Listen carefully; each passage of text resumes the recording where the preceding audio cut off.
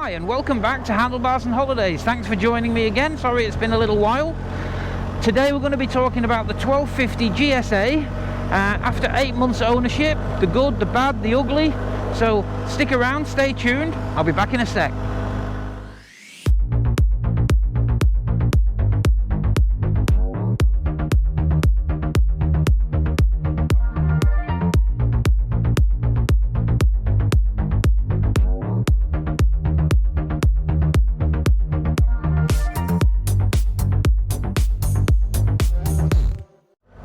So thanks for sticking around, and as I mentioned, apologies for the fact that it's been a little while. I've actually been out with a knee operation. That's a long and boring story, I won't treat you to, but essentially things still aren't quite right, but maybe we're getting there, maybe we're not, I'm not sure, but that explains, or hopefully explains, why I've not been around for a little while. So today the topic of conversation is my 1250 GSA, which I have now owned for 8 months. In those 8 months I have done let's see, 13, almost 14,000 kilometers in 8 months. There is a lot of good to say about this bike. There's a few little negative things, but what I'm aiming to do today is give you a little bit of an insight from, I consider myself to be an average rider. I've got a fairly varied background of sports bikes, sports tourers, cruisers. So I'm looking at this, or I'm talking about this, should I say, from the point of view of somebody, for somebody that might be considering a 1250 GS or GSA, and what they can expect, what you should maybe consider spending on the bike, not spending on the bike, that type of thing. So if that's of interest to you, well, hopefully it is. Let's crack on. So I'll close my visor. You might get slightly better sound quality now. So let's just look at the standard features of this bike first of all. Telelever front suspension. At first I was a bit non-committal on that. You don't really... First time I rode it, I noticed it, I very quickly forgot about it, didn't really think much about it until a few weeks later when I rode one of my other bikes that does dive at the front, and realised how good the telelever suspension is.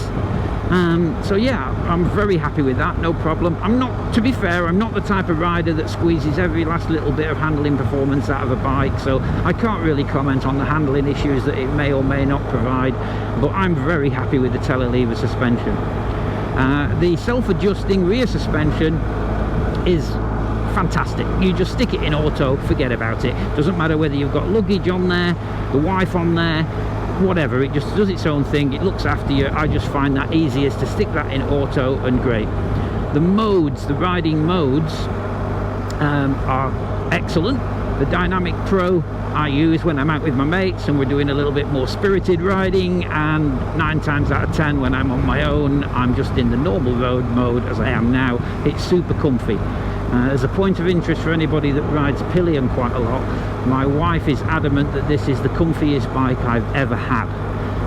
She said the suspension is superb. She really likes the suspension.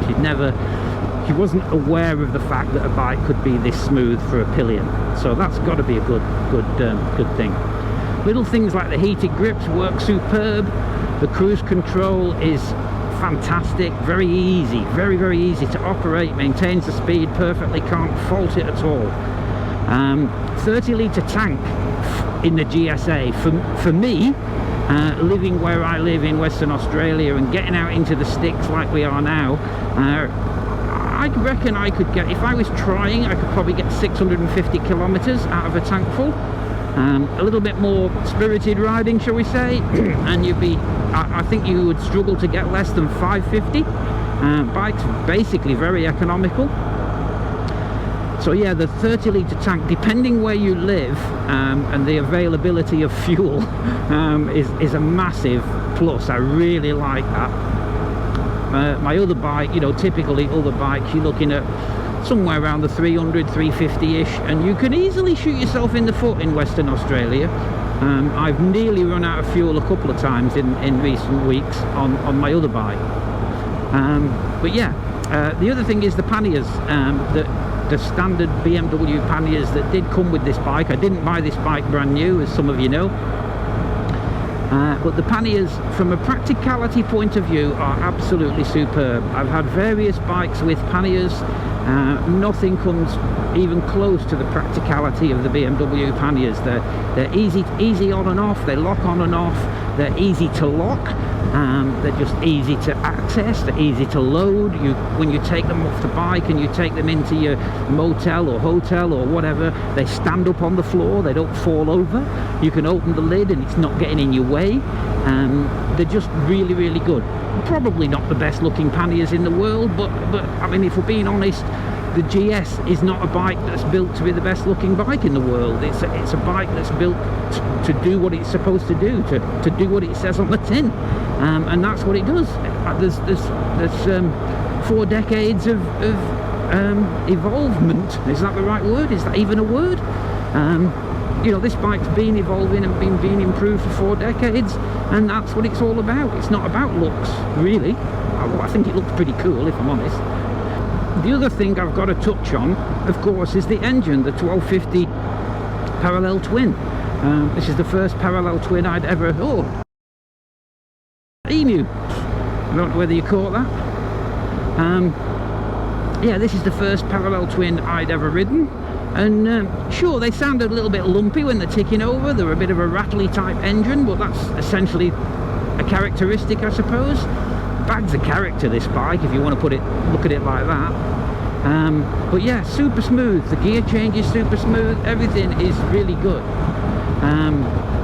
Quick shifter works well. It's not the bike's best feature, I'll be honest. I'll maybe come back to that in a bit, but it does work. There's no issues as such with the quick shifter.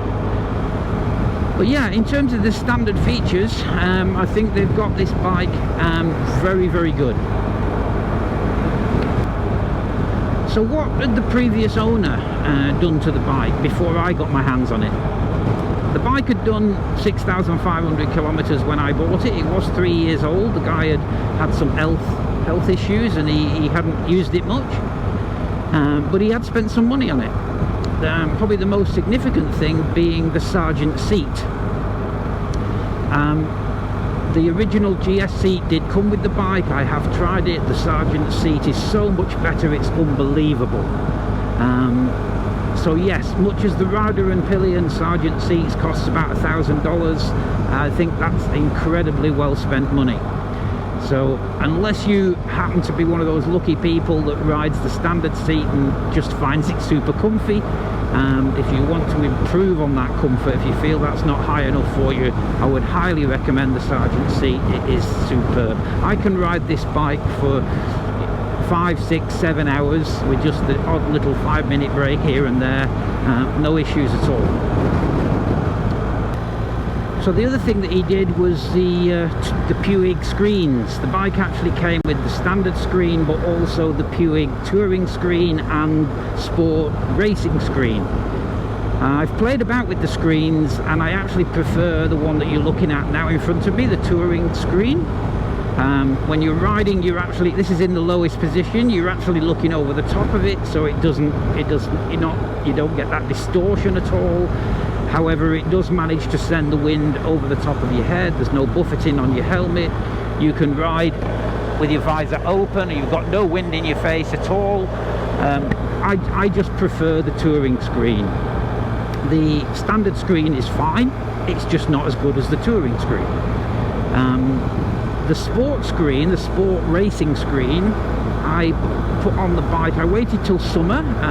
The idea of that, the previous owner said that's nice in summer because you get the wind blast, you know, you get the wind in your face to keep you cool, which is certainly the case. But it's a lot louder, it's a lot noisier, a lot more wind rattling around your ears, and I suppose I'm just too used to the touring screen. So, and I didn't really like the look of it, if I'm honest. I think the touring screen suits the bike. So no, I wouldn't bother with the sport screen. And if you're anything other than delighted with the standard screen, I would go with the Puig touring. That's very good. The other thing that he changed was the hand guards. The BMW hand guards may be a little bit on the flimsy side, but he's fitted these very nice machine art They are Machine Art Moto Advance guards, I believe. And they are superb. They're a really nice metal solid handguard. There is an insert that goes in there, so they're kind of in summer mode now. But there's an insert that goes in there to keep the wind off your hands. Obviously in summer you can get rid of that to keep your hands a bit cooler, as I am now. But there's also an extension guard that goes up and down. I'll put a picture up for in winter to keep your hands warm. So they are cracking. Absolutely recommend those. They're worth every penny, and they look good. They look a lot better than the standard BMW ones for sure. The other thing that he'd done was the Touratech toolbox. Yeah, there's copies of the Touratech toolbox on various sites, and they probably do exactly the same job, to be honest. I think the Touratech is probably a little bit better made. Personally, I've got a little compressor, a puncture repair kit, a cargo net, and a very small first aid kit in there. And the truth is, I put them in there and I haven't touched them since. I've not opened it, but it's just a little bit of peace of mind that they're there. They're not taking up any space. You know, the weight addition is excuse me, is negligible. So yeah, I would certainly spend money on a toolbox again. Whether it would be the Touratech, I suppose that's just down to your own preference. But in terms of the mods the previous owner had done, that's about it. And I was very happy with the bike. So once I got my hands on the bike, the first thing that was very apparent, well, first of all, it needed new tyres. The tyres were dead. And he had put Conti TKC 80s on it, which looked great. I love the look of a nice knobbly tyre, but they were so loud. They were so incredibly loud. The GS has a way of, because of the design of the front of the bike, it kind of funnels the noise up through the cockpit into your face. I'd never experienced that with a bike before, because it really does throw the tyre noise at you. And with those Contis on, it was really loud. So they were coming off anyway because they were worn. And I put Michelin Anarchy Adventures on, which I was told by the dealer would be 80% quieter. And I didn't find that to be the case. They were considerably quieter, yes, but I would have said maybe 30%, 40%. So they were still loud. They were a good tyre. They felt nice. I had no problem with the tyre itself, but it was still loud. I actually fitted the Wunderlich cockpit cover, which, considering it's just a little bit of plastic down there, I don't know whether you can see that, to try and block off some of that noise. Considering it is, as I say, just a little piece of plastic, it's about $140. So it's quite expensive. And I thought that might make a difference. Maybe it did. Negligible. Tyres were still very noisy, in my opinion. So I stuck with them. I got about 9,000 kilometers out of them, and they were getting pretty close to the bone, so I changed them. And that's where the big revelation came in, because I put Michelin Road 6s on, and honestly it absolutely transformed this bike. I personally won't be taking this bike off-road. It might go up the odd gravel driveway or the odd gravel track, but essentially you can do that with road tyres anyway. So my slant on this would be, if you've got a GS or a GSA that you don't intend to take off-road, put Road 6s on it. The bike feels lovely. It's so manoeuvrable, so smooth, so sure-footed and quiet. Basically that 95% of that noise from that tyre, obviously it's still funneling what little bit of noise there is up at you, but essentially most of it's gone. It's just like a normal bike, and it certainly wasn't like a normal bike before. So Road 6s are a massive thumbs up. The next thing that I addressed was the sat-nav. The bike actually came with the BMW Nav 6, which worked fine for a few weeks and then started doing weird stuff.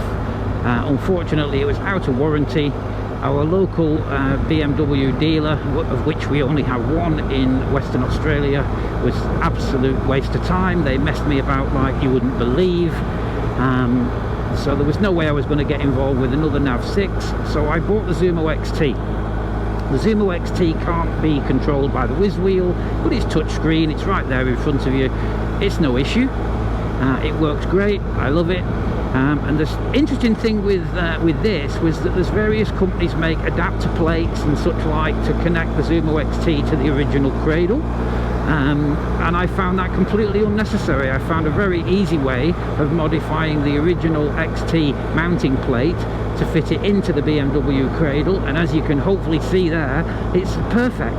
You can lock it with the key in exactly the same way. It's fitting almost flush with the mount. It's not sticking out like a lot of the other adapters that are available make it stick out. So that's perfect.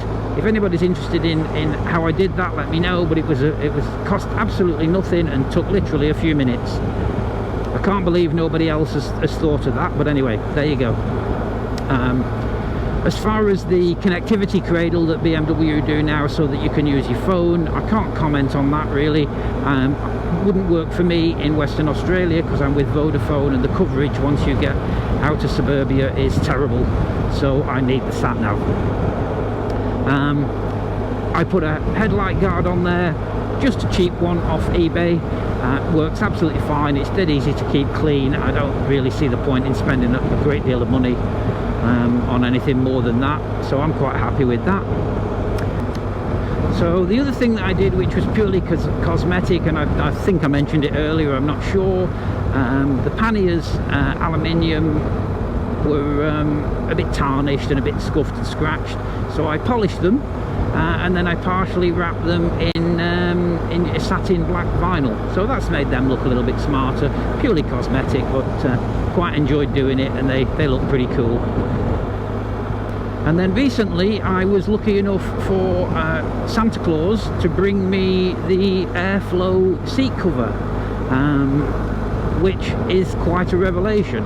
Probably if you live in countries that don't reach silly stupid temperatures, then it's probably not particularly worth bothering, but it really does make a difference. It actually holds you up off the seat, and I mean it's currently 29 degrees now.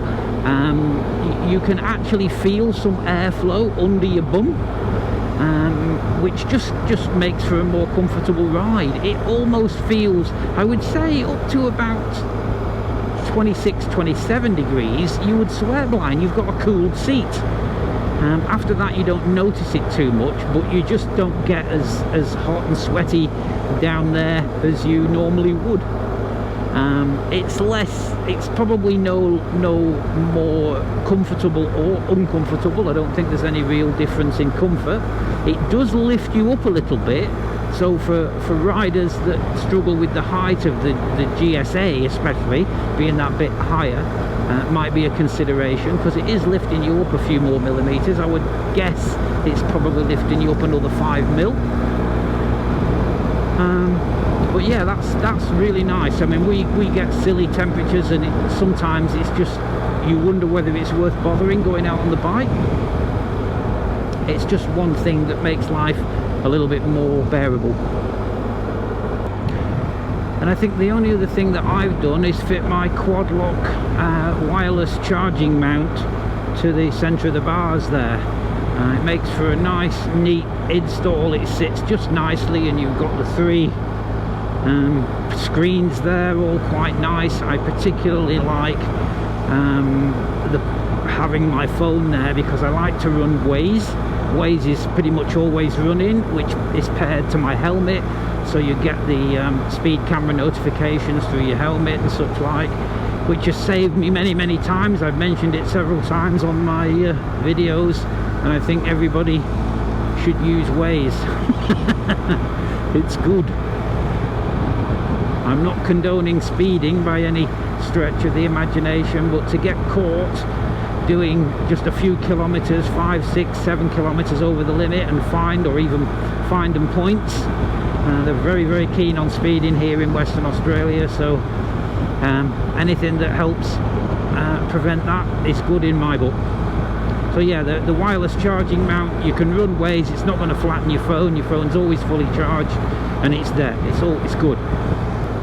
So in terms of negatives, there must be some negatives with the bike. There's one or two bits and bobs. There's nothing particularly bad, but there's a couple of things that do irk me a little bit. The quick shifter could be better. It does work, it's fine. If you're well up there in the rev range, it's better. If you're riding around in suburbia, it's really not worth bothering with. Most of the time I don't bother with it. Occasionally I'll have a spell of using it a little bit, and sometimes it's silky smooth, sometimes it's not, and I don't seem to be able to put my finger on just why. So yeah, the quick shifter could be better. The shifter on my Triumph, for instance, was a lot better. So surely BMW could learn a little bit from Triumph and up the game a little bit in terms of the quick shifter. Another silly little thing that I think more manufacturers should adopt, and this is coming from having a couple of Harleys in the past. When you put the side kickstand down on a Harley, it locates into a little lug, and then the bike can't roll off the stand, it can't roll forward. And it seems like Harley are the only company that does that. This is a big weighty bike, and that would be a nice addition. I very nearly dropped this bike on my own drive one day because the drive sloped slightly downwards, and it just tried to roll off the stand. So yeah, I think that would be a nice little plus. Well, the forecast said that the maximum temperature today was 25 to 26 degrees, and it's currently 30. It always seems to get a little bit hotter than they expect it's going to be. This is just about the cusp of what's nice and just on the wrong side of nice. Okay guys, sorry to have to end this video in the garage, but sadly GoPro have done what GoPro does best, which is not work again to me. So we find ourselves here with no footage for the second half of the ride, but anyway, it is what it is. I was just talking before everything went disastrously wrong about the downsides to this bike. There really isn't many, to be honest. I'm really scratching to try and find negatives. Yes, the quick shifter could be a bit better, but you know, I'm struggling after that really. I think the thing to bear in mind with this bike is, it's, as I mentioned, it's been in the making for 4 decades. They've pretty much got it to the point where they can't improve it anymore. The thing that I find quite fascinating about this bike is I've had a lot of big bikes before. This one I will hop on, nip to the shops for a bottle of milk, even though that's only 5 minutes away. The Harleys, the Rocket 3 GT, other big bikes that I've had, I wouldn't do that. This is so easy to ride, it's so forgiving. I don't know, it's just as good for little trips as it is for great big touring trips. So great for nipping around on. In terms of sports riding, I think 85% of riders, maybe even 90%, would be more than happy with the sporty capabilities of a GS. So yeah, I think it pretty much ticks that box for most people. Certainly touring, that's a given, and for 2 up with the missus for the day, or going for a weekend away, or going touring around the world, we know it'll do all that. So it's been a really good bike for me. I really honestly am struggling to find any negatives. At this point, I can't imagine being without this bike. I would imagine that if I replaced the GS, it would probably be for another GS. When this is getting a bit old, who knows? I don't know. But yeah, thank you for joining me at Handlebars and Holidays once again. I have got something interesting to show you in the next video, but I can guarantee one thing: the next time I see you, it won't be via a GoPro. Cheers guys, take care, ride safe.